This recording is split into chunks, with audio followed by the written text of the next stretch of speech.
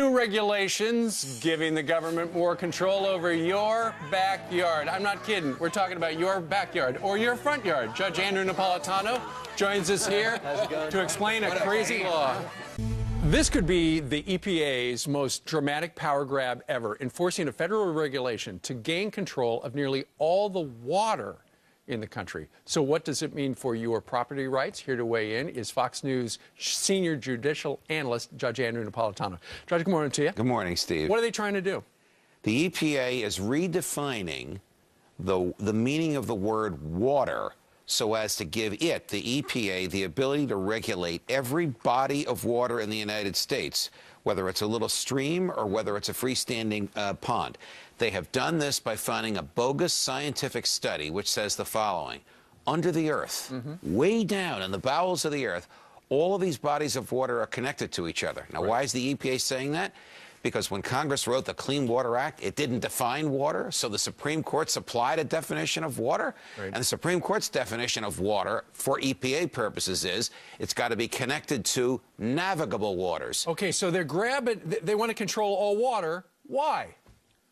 There's something about government that it always grows. It always wants to regulate more. It always wants to write more rules. It always wants to control more behavior. And the EPA is an extreme example of this. President Obama has put onto the EPA extreme environmentalists who want to regulate every aspect of our lives. So how does this affect you?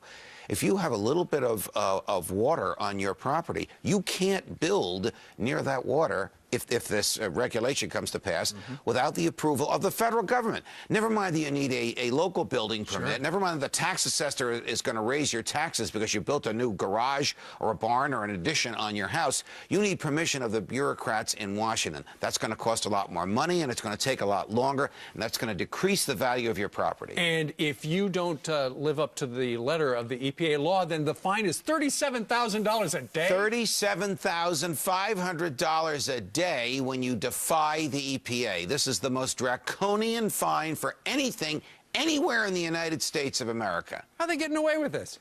Sometimes they get away with it, sometimes they don't. When the Supreme Court reined them in a couple of years ago, they dropped about 90% of the cases that they were pursuing. You think this is on that same track? Yes, I do. But in the interim, a lot of good, decent, hardworking people are going to fall victim to these monsters in Washington because the president believes that they should be able to control these aspects of our lives. And it all falls under the Clean Water Act. We all want clean water, but we don't want this. No, I can't imagine anybody except the regulators wanting this. Of course. All right. Judge Napolitano, thank you very much. Pleasure, Stevie.